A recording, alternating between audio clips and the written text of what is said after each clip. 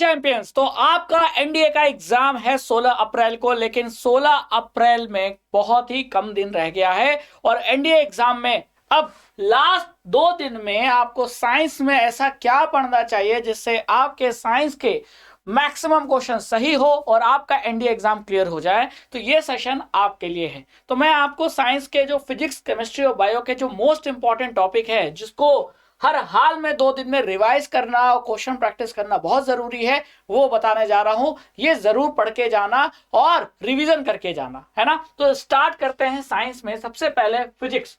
Physics में बेटा numericals भी आते हैं और कंसेप्चुअल थ्योरेटिकल क्वेश्चन भी आते हैं। अगर न्यूमेरिकल्स की बात करें तो मैकेनिक्स, ग्रेविटेशन, इलेक्ट्रिसिटी, लाइट और साउंड, जो कि वेव के अंदर का टॉपिक है, ये जो 5 टॉपिक है बहुत इंपॉर्टेंट है। तो इलेक्ट्रिसिटी में बात करें तो current, Ohm's law, resistance, resistivity, बहुत सारे से क्वेश्चन बन जाता है। ग्रेविटेशन से आता ही है क्वेश्चन, ठीक है। मैकेनिक्स से क्वेश्चन आना ही आना है। फिर आपको साउंड से क्वेश्चन मिल सकता है, वेवलेंथ निकालना हो, फ्रीक्वेंसी निकालना हो।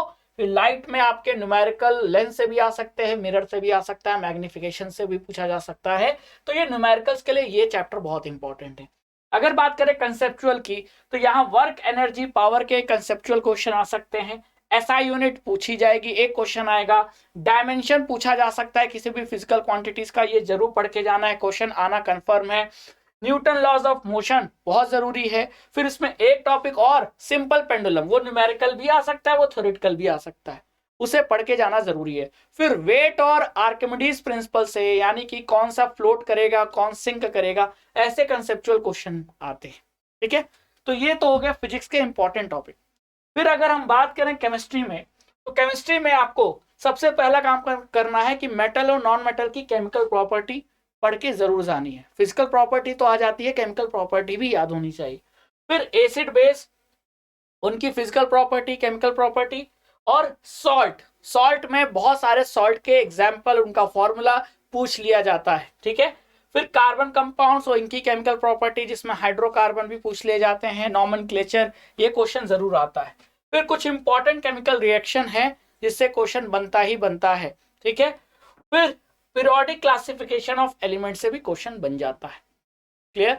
फिर अगर बात करें रस्टिंग, ये सब आपका मेटल एंड नॉन मेटल का पार्ट है। गैल्वेनाइजेशन, ये सब आप यहाँ पढ़ते हो। एलॉय यहीं पढ़ते हो आप लोग। और फिर मेटल का एक्सट्रैक्शन, जिसमें कैल्सिनेशन, रोस्टिंग, वो भी आप यहीं पढ़ते हो। तो metal and non metal chapter पढ़ के जरूर जाना, बहुत इंपॉर्टेंट चैप्टर है, क्वेश्चन आएगा। तो ये तो बात हो गई केमिस्ट्री की। और अगर बात करें बायो में, तो बायो में आपको सेल चैप्टर, सेल और उसके ऑर्गेनल से क्वेश्चन बनेगा। विटामिन से क्वेश्चन बनता ही बनता है। ह्यूमन डाइजेस्टिव सिस्टम से क्वेश्चन बन जाएगा। Reproduction in plant and humans, दोनों पढ़ना बहुत जरूरी है, रिवाइज करके जरूर जाना। और बात करें फिर ग्लैंड्स और हार्मोन्स के फंक्शन, ये क्वेश्चन भी आना कंफर्म है। तो अगर आपने इन तीनों सब्जेक्ट में ये टॉपिक कवर कर लिया तो क्वेश्चन गारंटीड है कि आपका सही होगा और आप कम क्वेश्चन अटेम्प्ट करके भी एनडीए एग्जाम क्लियर कर लोगे। तो एक छोटा सा कोशिश था एनडीए एग्जाम में आपको गाइड करने का। तो आई होप कि अब आप एकदम परफेक्ट रेडी होंगे एनडीए 1 2023 के एग्जाम के लिए, जो कि है 16 अप्रैल। एनडीए अड्डा 24/7 की टीम की तरफ से आपको एनडीए एग्जाम के लिए ऑल द बेस्ट।